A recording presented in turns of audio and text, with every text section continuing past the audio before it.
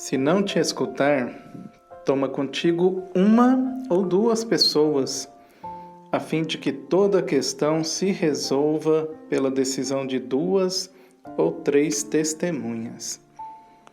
Louvado seja o nosso Senhor Jesus Cristo, para sempre seja louvado. Que a paz do Senhor, que excede todas as coisas, esteja e permaneça para sempre em nossos corações. Amados do Senhor, com muita alegria, então, continuamos a buscar a verdade, buscar os princípios eternos a partir das frases de Jesus. Ele próprio disse que era e é o caminho, a verdade e a vida. As palavras de Jesus, como a própria palavra do Senhor diz, são eternas, porque o Senhor é o mesmo ontem, hoje e sempre.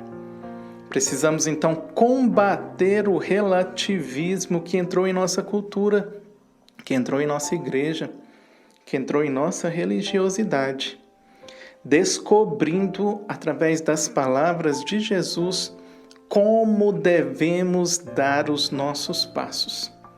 O Salmo até mesmo fala que a palavra é lâmpada para os nossos pés, justamente porque ela ilumina o nosso caminho para sempre caminharmos no caminho estreito, sem afastarmos os nossos passos, nem para a direita e nem para a esquerda. Continuamos então refletindo o capítulo 18 do Evangelho de São Mateus. Hoje estamos no versículo 16. E eu gostaria de aproveitar esse versículo para falar de uma figura muito importante e que muitas vezes não é utilizada nos nossos tempos atuais. Eu falo do conselheiro espiritual ou do diretor espiritual. Uma pessoa importantíssima para que nós possamos sempre progredirmos na fé. O ideal seria que o nosso confessor também fosse o nosso diretor espiritual. O ideal seria que nós criássemos um vínculo de conhecimento tal do nosso confessor e também que o confessor fosse uma pessoa empenhada na ascese, na busca pela santidade, para que as suas ovelhas também progredissem assim. Mas, infelizmente, nem todos os padres hoje têm visão espiritual, baseado na tradição, baseado nos ensinamentos de Santo Tomás de Aquino, baseado nos escritos dos doutores da igreja, os santos doutores da igreja. Infelizmente, até mesmo eles passam a ser desconhecidos.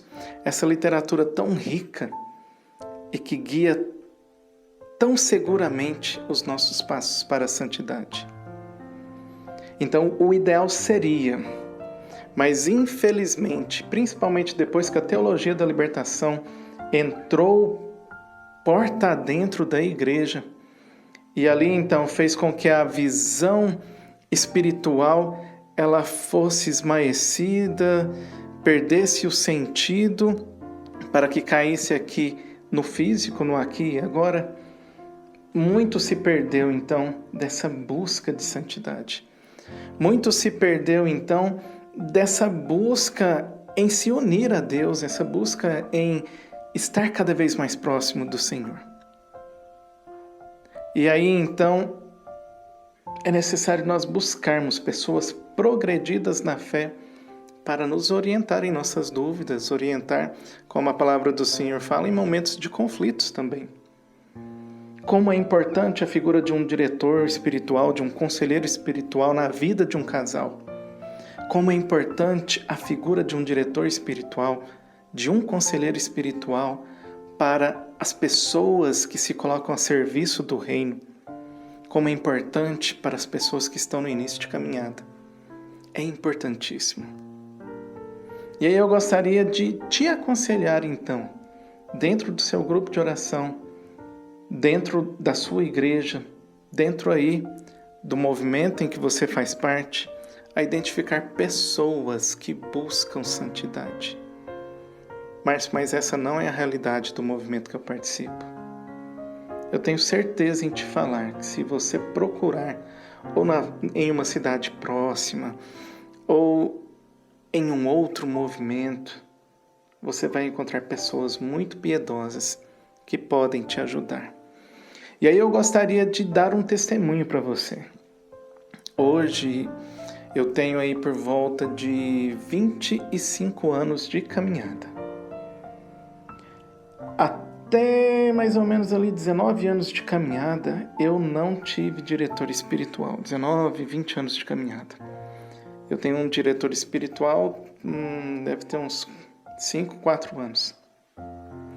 Eu posso te afirmar categoricamente que a minha vida de servo, a minha vida de missionário é outra, infinitamente melhor e com resultados muito melhores depois que alguém me dirige, depois que alguém guia os meus passos, depois que alguém me aponta a direção, depois que alguém me ajuda a discernir entre o certo e o errado e o que fazer e não fazer. O diretor ele indica leituras, ele indica formações, ele indica retiros, ele tira dúvidas, ele ajuda a discernir sobre projetos e é importantíssimo. Então eu deixo essa dica para você que tão bem fez para a minha vida e não somente para a minha vida, para a vida da minha casa, que a minha esposa também tem diretor espiritual. E não só para a vida da minha casa. A direção que nós recebemos, ela vai muito além, porque atinge também um grupo de oração e atinge outras pessoas que muitas vezes também pedem conselho. Se você não tem um diretor espiritual, começa hoje a pensar em uma pessoa que possa te ajudar a trilhar o caminho para o céu. Fala, Senhor, que o teu servo escuta.